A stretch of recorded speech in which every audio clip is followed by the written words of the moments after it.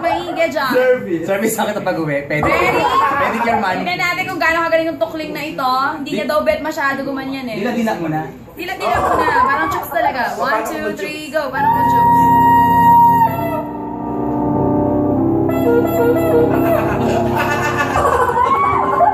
Huwag mo putulan ha.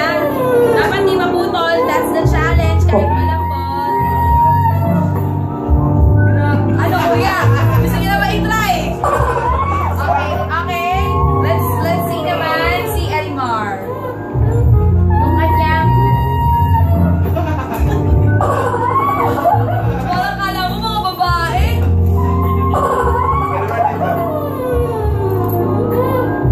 Oh my God.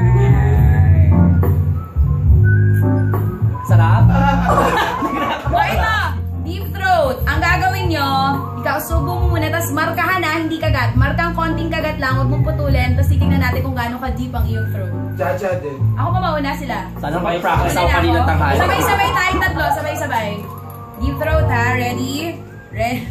Grabe naman yun sa akin. Ganun na ganun, oh! Oh my God.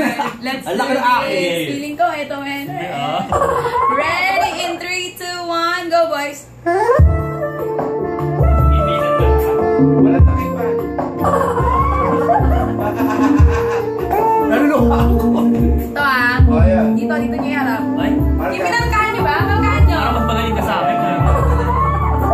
Pinarkahan. Ay, pucha to. Nakakaloka. Tabi. Hindi. Ayan, paharap. Ganyan. So, pantay kami ni Bex.